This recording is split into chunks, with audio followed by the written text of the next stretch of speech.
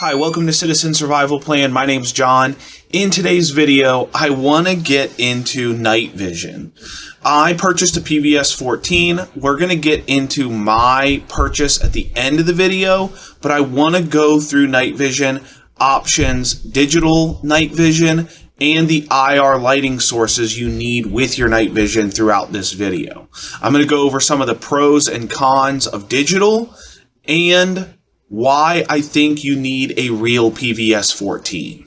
If you are a night vision expert and you know everything about all the settings and you own multiple night vision devices, this video is probably not for you. If you're new to night vision and you're just getting into it, this video can be very helpful. Okay, let's start with digital night vision. This is typically where everyone is going to start out because they're going to go look at a PVS-14 or go to like Steel Industries or TNVC and just see how expensive real night vision actually is. They're going to get turned off. They're going to go look at digital. Digital night vision does work, but here's the big problem with it. Typically, you're going to see a lot of digital night vision that comes with a lot of IR light sources. So this can be okay if you're just looking to see in the dark without other people seeing you.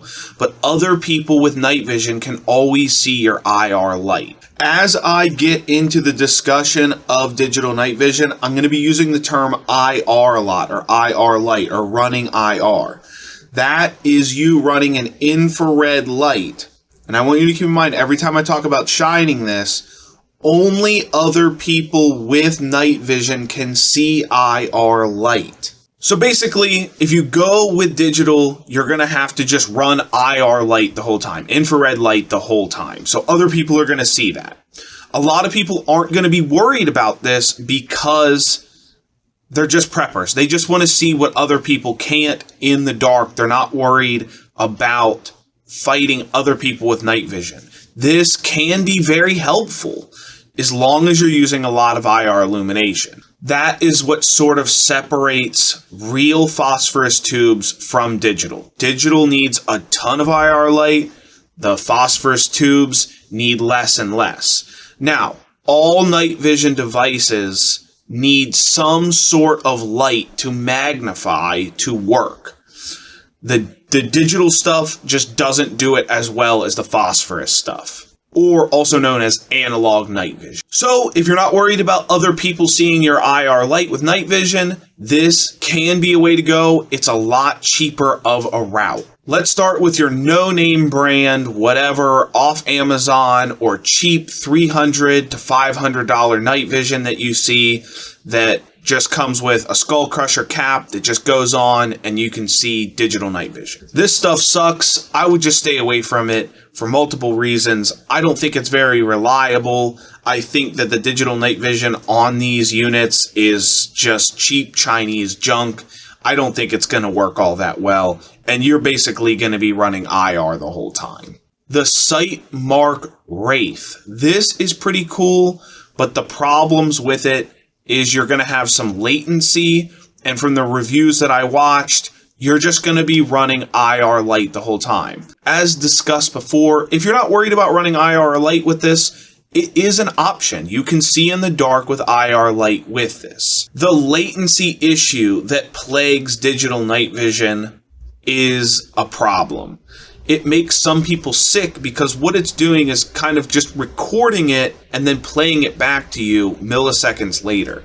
The latency isn't much, but I've seen multiple threads and discussions on the internet that this makes people sick. Sick being motion sickness. So mounting it to your head on a helmet is always going to be a problem when you're spending $600-700 on one of these units. And in my opinion, the best thing to do with something like this is if you want some night vision capability, is just mount it on your gun for observation. That's what I think that the digital stuff can be good for.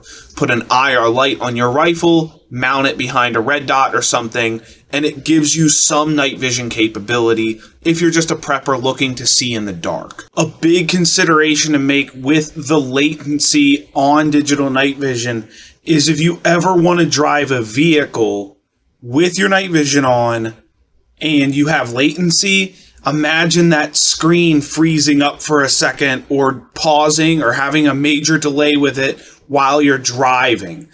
When you use traditional tubes, it's a lot better to drive in darkness with because there's no latency. It is just seeing what you're seeing right as you're looking at it. The Sionyx Aurora is basically on the same level with the Sightmark Wraith, and it's going to have all the same issues that the Wraith has. It's going to be okay for mounting it on your rifle, and Sionyx offers a rifle mount for this unit, which I think is really cool. But again, the latency issue is just going to be a problem with helmet mounting this. The Holosun DRS-NV.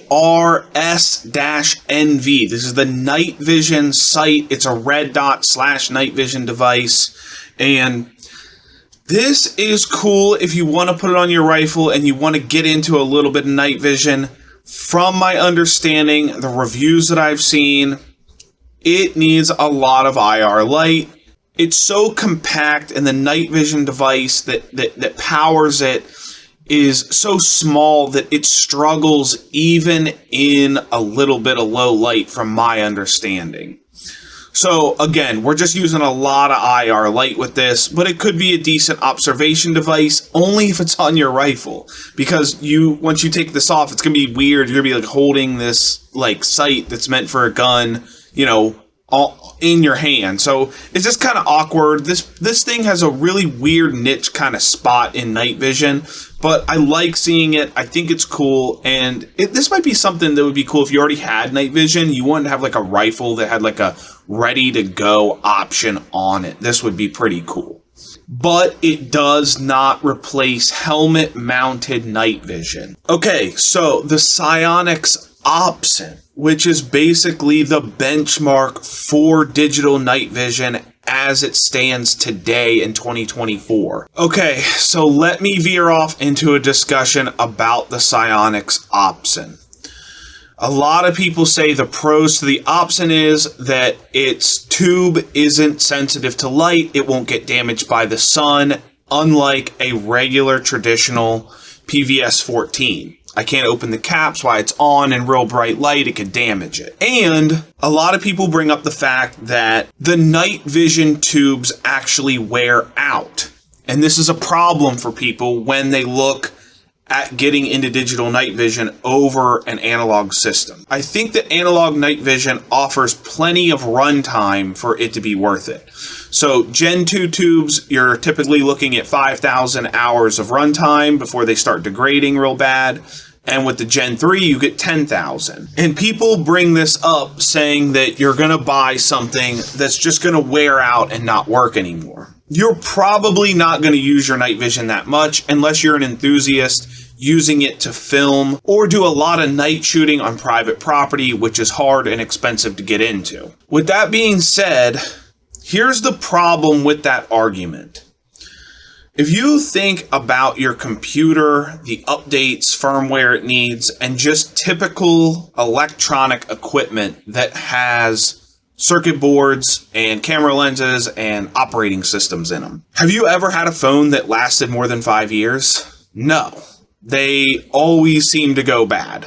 Computers get outdated and they stop working. Electronic equipment isn't like I'm just going to buy an Opsin and that operating system and everything is just going to work forever.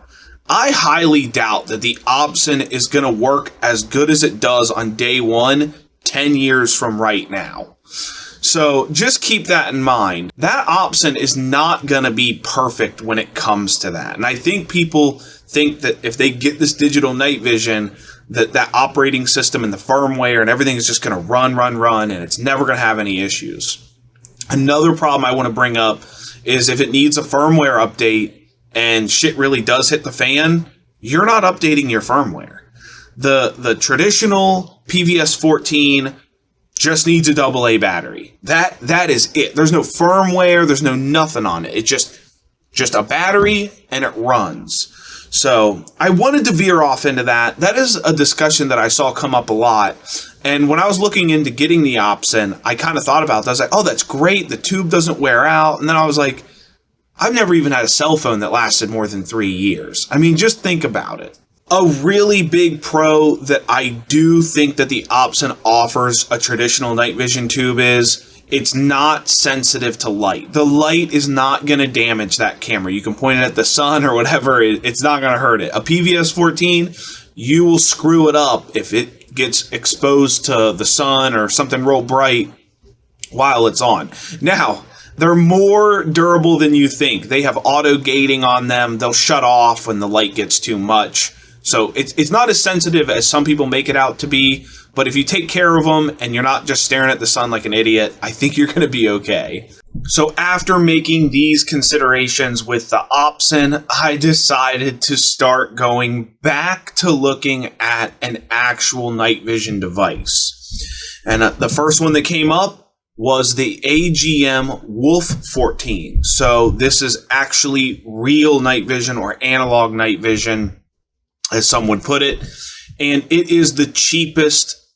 Well, there's a lot of options out there, but this is probably the cheapest way you should go. This is a little bit different than a PVS-14, but actual night vision. These can be had for about $300 to $400, maybe even $500 cheaper than an actual PVS-14.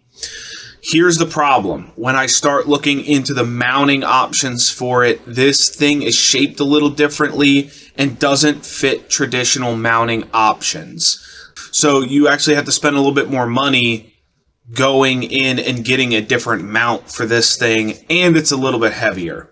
So when I added this all up in the cart, it actually came out to be about the same amount as just getting a PVS-14 and using a little bit cheaper of a mount.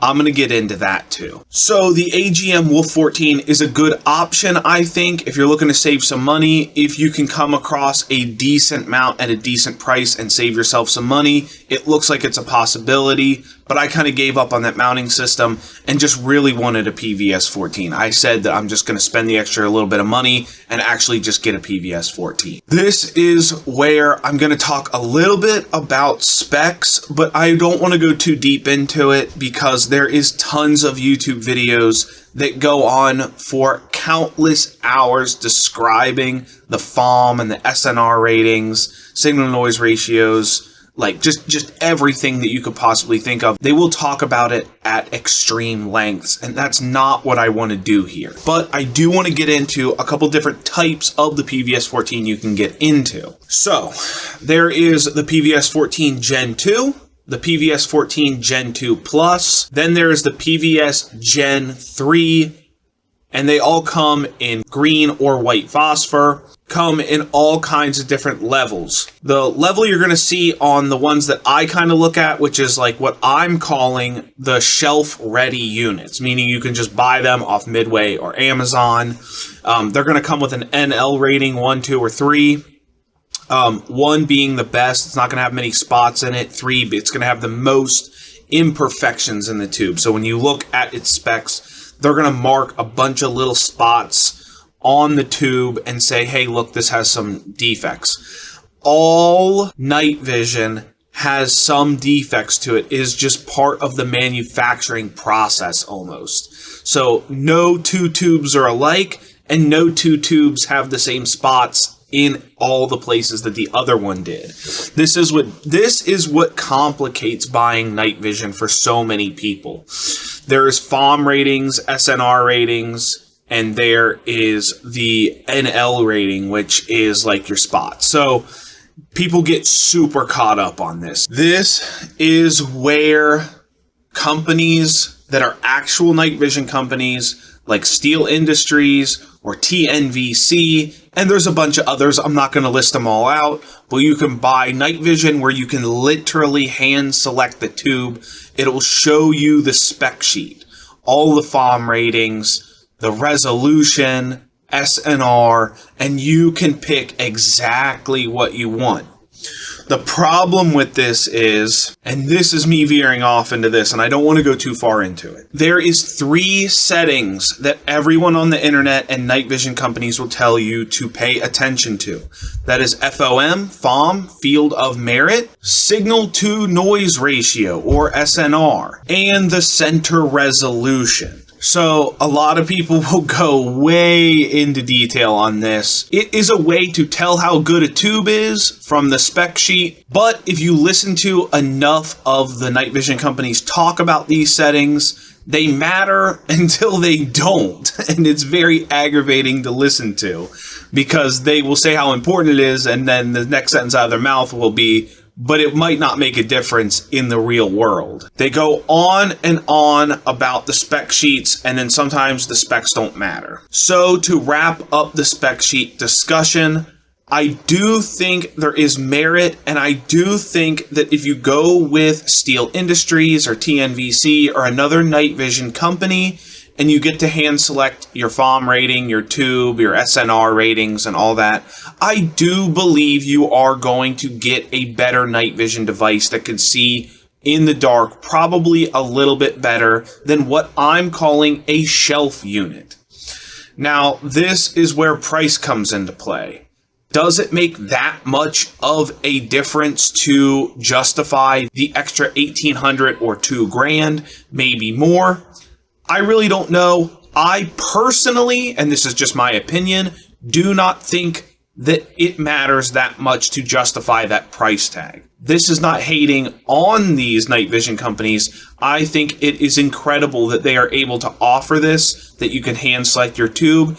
It is just not the route that I took. So let's get into what I decided to do. And this is my opinion. This is what I thought was the best bang for my buck to see in the dark. I got a Gen 2 Plus AGM PVS-14 with an NL1 rating. That is the least amount of spots you can get. The 1 is the best. And it is in green phosphor, not white. I personally am just a prepper looking to be prepared, and here's the question that I had. Can I see in the dark? And the answer to that is yes. I have some footage, I'm going to share it here, but first I'm going to share the spec sheet of my personal night vision tube. The specs are not impressive. But again, my question is, can I see in the dark? And the answer to that is absolutely a resounding yes. And this tube works incredible despite its spec sheet not being very good.